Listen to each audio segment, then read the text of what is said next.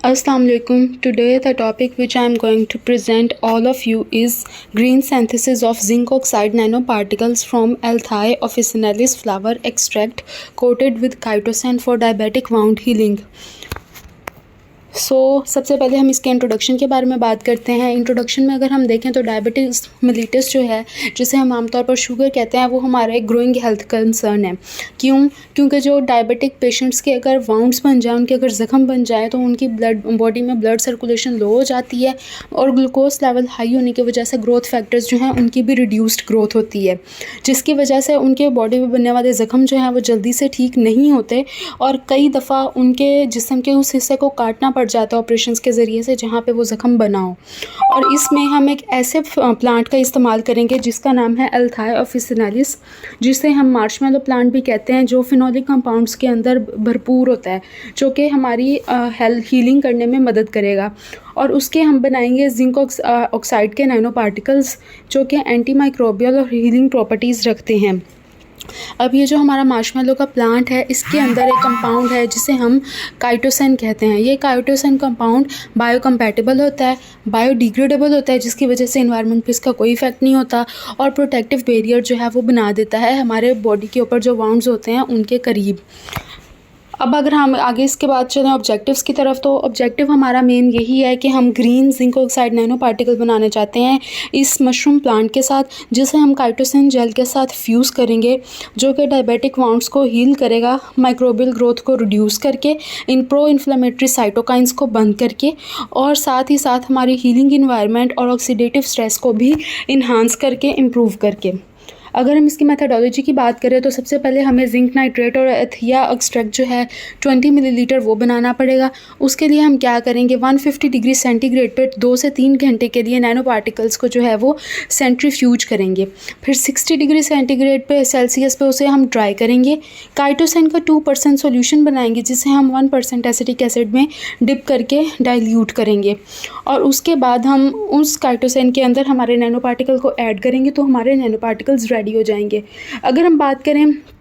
उस एक्सट्रैक्ट की, तो उस एक्सट्रैक्ट में हमारे पास flavonoids, phenolic acid, saponins, tannins, mucilage और ये सारे टेस्ट पॉजिटिव आते हैं, जिन्हें हम HPLC टेस्ट कहते हैं, जो कि different types of phenolic compounds जो हैं, फाइटोकेमिकल कंपाउंड्स जो हैं, जैसे कि कॉर्स्टिन, गैलिक एसिड,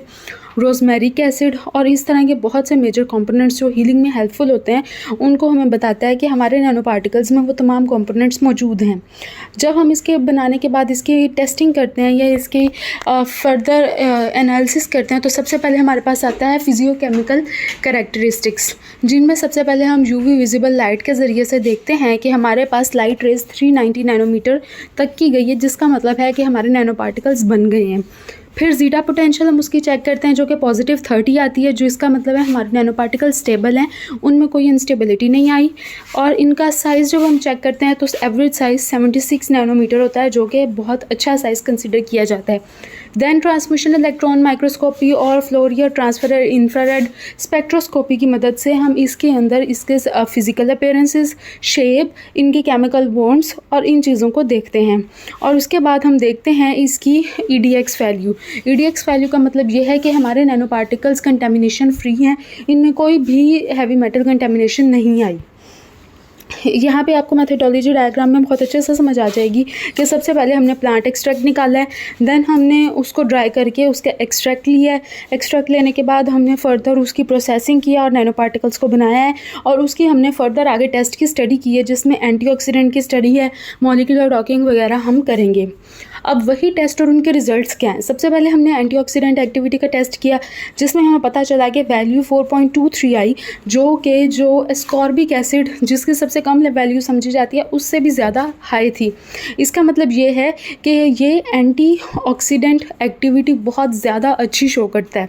नेक्स्ट हमने टेस्ट किया antimicrobial activity contamination check करने के लिए, जिसके अंदर हमारे पास ये आया कि जितने भी ग्राम पॉजिटिव और ग्राम नेगेटिव बैक्टीरिया हैं, such as Staphylococcus aureus, Bacillus subtilis और ई कोलाई, इन सब के पास इसने जोन ऑफ इनहिबिशन बनाया है, जिसका मतलब है कि ये सब बैक्टीरियाज उसे कंटेमिनेट नहीं कर सके। फर्दर इन सिलिको स्टडीज़ के लिए हमने इसमें मॉलिक्यूलर डॉकिंग असे किए, जिसमें हमने MTT असेज वगैरह किए। जिसमें हमारे पास हमें पता चला कि जितने भी फाइटोकेमिकल कंपाउंड्स हैं ये हमारी इन्फ्लेमेशन कॉज करने वाले रिसेप्टर्स के साथ जाके स्ट्रांगली बाइंड कर जाते हैं और इन्फ्लेमेशन कॉज होने से रोकते हैं।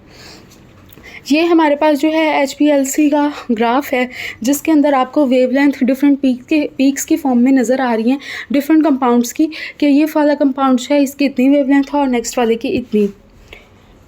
ये आपको हमारे पास यहाँ पे हमने जो एंटी माइक्रोबियल टेस्ट किए थे उसके बारे में पिक्चर है कि डिफरेंट ये नैनो पार्टिकल है डिफरेंट बैक्टीरियाज़ की ग्रोथ में इसने जोन ऑफ इनहिबिशन शो किया है। नेक्स्ट ये हमारे पास मॉलिक्यूलर डॉकिंग सिस्टम है जिसमें आपको नज़र आ रहा होगा कि डिफरेंट रिसेप्टर्स के साथ ये जो कंपाउंड्स हैं जाकर बाइंड हो रहे हैं और उनकी एक्टिविटी को रोक रहे हैं। नेक्स्ट हमने इसकी की थी साइटोटॉक्सिसिटी और MTTA से, जिसमें हमें पता चला था कि जो HCAT सेल्स हैं on the skin of rats वो 82% तक ज़्यादा बेहतर और ज़्यादा जल्दी ठीक हो गए थे वाउंड्स की एरिया पे। और जब हमने सीरम साइटोकाइन लेवल्स को चेक किया through the help of ELISA technique तो हमें पता चला कि जितने भी प्रो इन्फ्लेमेटरी रिसेप्टर्स हैं TNF alpha, interleukin 6, interleukin 1 beta, यही सब ने अपनी एंटी इन्फ्लेमेटरी जो है एक्टिविटी शो की और इन्फ्लेमेशन को होने से रोका। अगर हम बात करें हमारे इन वो रिज़ल्ट्स की तो सबसे पहले हमने जब इन रिज़ल्ट्स को डायबिटिक रैट्स के ऊपर अप्लाई करके देखा तो हमें पता चला कि उनकी जो वाउंड्स थे वो बहुत जल्दी हील हो गए, इतने जल्दी हील हो गए कि वो विदिन 14 डेज़ जो है उनका वाउंड बिल्कुल ठीक हो गया विदाउट एनी स्कार। और हमारे मेन कंक्लूजन भी इसमें यही है कि हमने एक green biocompatible biodegradable anti microbial और हीलिंग फार्मूला तैयार किया है जो ना सिर्फ हमारे हीलिंग में स्कार छोड़ेगा, जल्दी इफेक्टिव होगा स्पेशली डायबिटिक पेशेंट्स के अंदर, बल्कि साथ ही साथ में ये हमारे इन्वायरमेंट को भी टॉक्सिक नहीं करेगा जैसे कि बाकी नैनो पार्टिकल्स करते हैं जो कि केमिकल बेस्ड होते हैं। ये हमारे पास यहाँ पे सारा रिजल्ट है हमारी इन विवो स्टडीज़ का, जिसमें आप देख सकते हैं कि डिफरेंट डायबिटिक रैट्स के ऊपर जब उनके ज़ख्मों पे ये टेस्ट किया गया तो विद इन 14 डेज़ ऑलमोस्ट सभी रिकवर हो गए थे और विदाउट लिविंग एनी स्कार। अब ये यहाँ पे रेफरेंसेस हैं, ये सारी स्टडी के आप लोग जब भी चाहें जैसे भी चाहें इन रेफरेंसेस से जाके इन स्टडीज़ को खुद भी पढ़ सकते हैं। That is all and thank you.